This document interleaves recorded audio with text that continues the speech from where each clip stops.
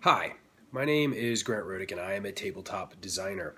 I am sitting at home on a sick day, and instead of watching yet another episode of TV, I thought I would be productive and try to tell folks about one of my prototypes right now that I'm trying to get tester support for. I call the prototype Project Gaia, which is a placeholder name based on an old Super Nintendo game, I think called Legend of Gaia, that I really like, kind of a Zelda-ish game. But Project Gaia is a two-player game that takes about 45 minutes, and it's primarily about two of my favorite things on Earth, which is creating a deck with a pool of cards, something that you typically see with a CCG like Netrunner or Magic, but this is not a CCG. And it also combines some tile aspects, which is something from one of my favorite games, Carcassonne. You see lots of inspirations in the game, stuff like Summoner Wars, and you'll see elements of Tosh Kalar, and of course Netrunner and Magic and Carcassonne. But I thought I would give you a quick demonstration of the game, tell you how it works, and maybe if you like what you see, you will download the print and play, or at least send me some questions. So firstly, let's talk about setup. Both players are going to need a deck of 9 cards.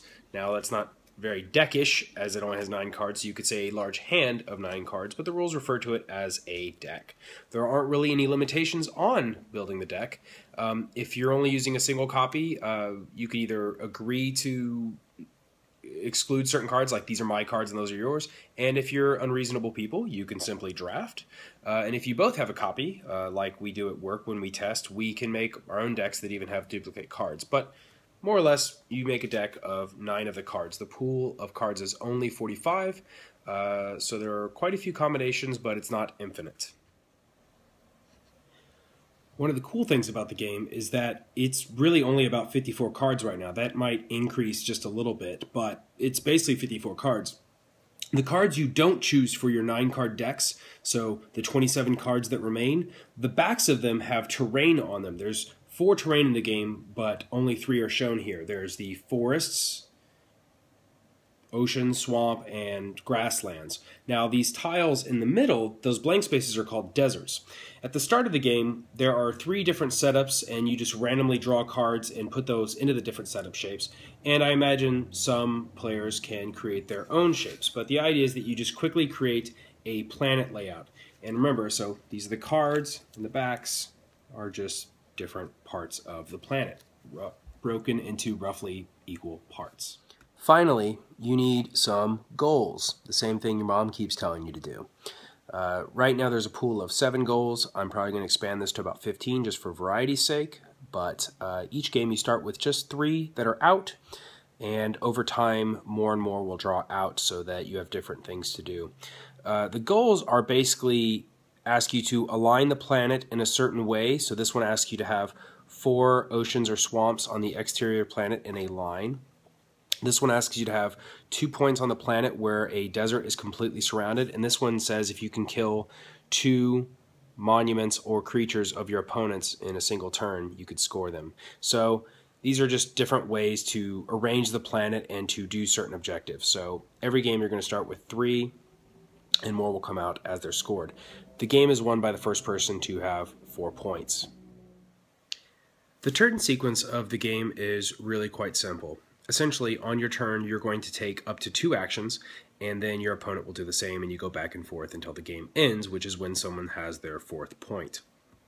So the most common action, the one that you're going to do the most, is you're going to play a card from your hand and resolve it. You're going to do what it says, and by itself, playing that one card is just a single action. However, to sort of play on the fact that you only have 9 cards, in a game like Netrunner, you use each card only once, unless you have a card that lets you dig into your discard pile and grab it back.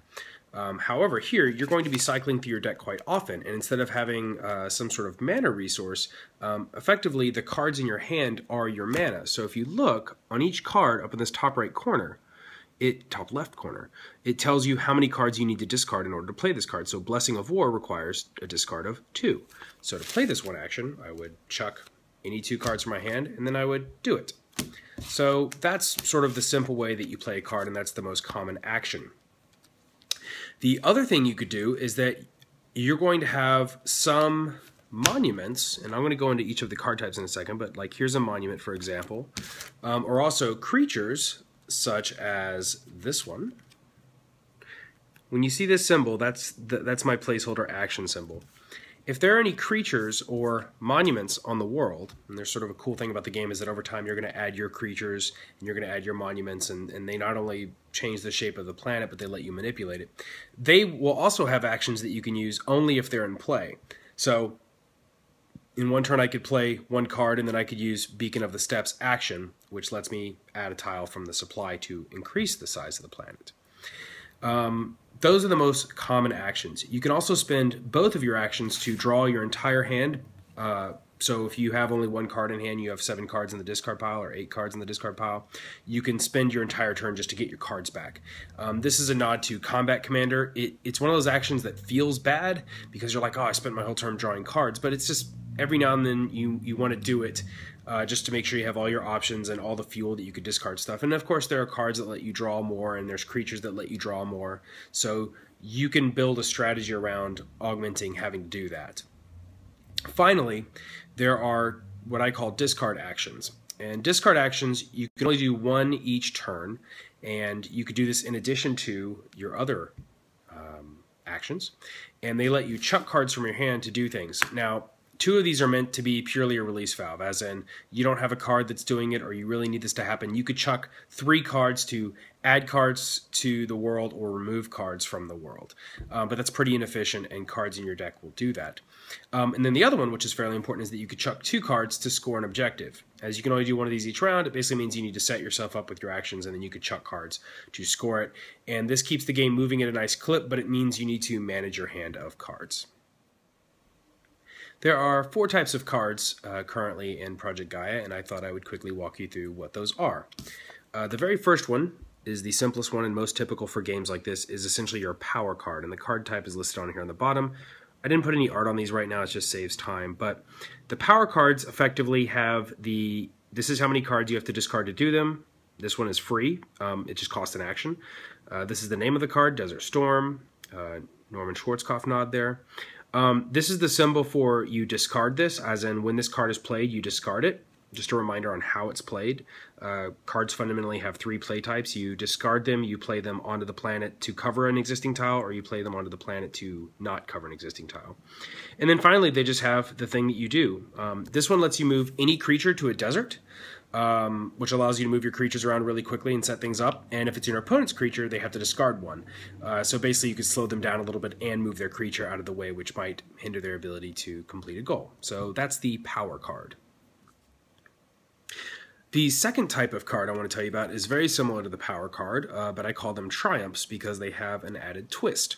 So you'll notice they have the name, the discard amount, you discard when you play them, the effect, and then they're called triumphs. The triumphs have an ability that you could do. However, in conjunction with that ability, this little Triforce is the score symbol. In addition to having their ability, if you meet a certain condition, you could score these as a point. So unlike just always using the public goals that are in the game, you can put some of these triumphs in your deck to give you secret special ways to score that your opponent doesn't know about. The only twist is that once you score them, they're removed from your deck, which means you have fewer cards to discard, you have fewer cards to go through, and you don't get that ability anymore. So you want to be careful about putting too many triumphs because you'll have sort of an anemic deck. You won't have enough cards to discard as you play. So those are the triumphs. That's the second card type. It's essentially power with a scoring option. So the third type of card I want to talk to you about is one of my favorites. These are called monuments. And so you see here they have the name, they have the discard amount. This basically means you add them to the planet, and you have to add them to a non-existing tile, so you have to add them to a desert effectively. I can't put these on top of a forest. And then this is their card type. So this is actually an ocean, and the cool thing is that if it's mine, it's only an ocean that I can use. So I can put this in the middle of a pool of things to block my opponent from using that. This is my ocean. Also, it gives me a special ability. If I use an action, I can use this to shift one tile towards the vortex pit, and then I remove that tile from the board. So shifting is a way for me to push cards in a row, either vertically or horizontally, and I just shift all the cards one over so I can reshape the planet, and this lets me reshape it and eat those cards by bringing them onto the vortex pit. Excuse me. The other little thing is that these have a defense value of 2 typically, which means that it takes 2 damage to knock these out. Otherwise, they stay there until they're removed. I can kill them myself, my own, if I want to get it back in my hand and put it somewhere else. And that's sort of a thing that might slow you down if you put it in a bad position that you have to go take it out yourself. So these are the monuments. I really like these because they give you new actions that don't require you discard. It lets you shape the world in a way that's your own. These are really fun cards. So the final card type I want to tell you about, which is also the most complex, are the creatures. And this is sort of the Summoner Wars vibe, and this sort of spatial stuff is where I think this game is a little different from some other CCGs. So these have a name, a discard amount. This is you play them on top of that thing. So that means I play the Leshy on top of a forest. So it's pretty simple. Basically, I have the Leshy, discard 2, play on top of a forest, which means that I may not have an ideal position for him, but that's just to sort of vary things so you don't just always plop them down on the same space. Now these have a movement value, which is typically 1, but this is you can move up or left and right by 1 tile.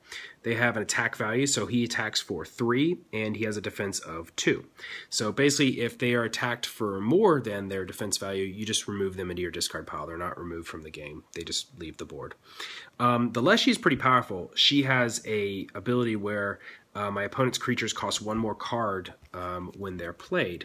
Now, the other thing about creatures, there's a few more details about them that make them quite powerful. One, your opponent cannot use tiles covered by them for scoring objectives. So if you need a forest to score an objective and I cover it with a creature, I'm effectively blocking that from you. So how you move your creatures around will change, it's essentially area control and owning parts of the map. The other cool thing about creatures is that they reduce the discard cost. Again, this is meant to expedite the game and keep it going, but just having creatures out makes it faster to play your deck. And so if you can attack your opponent's creatures, you're going to slow them down. There's also a subtle need is that if all my creatures are out on the board, I have fewer cards in my hand to discard. And so this is sort of a balance of that mechanism that I found through testing, is that I needed to give creatures a potent reason to exist, but also to help keep the game moving along so it doesn't stall out if you just don't have any cards to draw. So yeah, those are the 4 card types. So that's basically the gist of the game. You are building a quick deck of 9 cards. Your opponent does the same. You could do pre-constructed decks that are mentioned in the rules. You could draft, or you can make your own by sitting down and thinking about different combos and such. You then flip the cards you don't choose over, and you basically lay them out in a prearranged shape to sort of create a starting point. And then you just take 2 actions at a time going back and forth. Actions are playing cards from your hand. It's using the abilities on cards in the world. It's drawing your entire hand. You can also discard to score or do the sort of less efficient things that you need to do in a pinch. The game has a strong hand management element. It's got that tile laying. And really, it's the goal is to have this small footprint game that has a little bit of meat on the bone so that it's fairly interesting for people. The idea is that it could be, a really great couples game or something you can really easily bust out and play over and over and over again by just tweaking your deck and experimenting. But that's the gist of it. And if you have any questions, definitely ask. And there is a free print and play available and linked on hyperbolegames.com. If you go to the games section, Project Gaia, the print and play is linked there, as well as the rules if you want to take a look. So thanks for watching.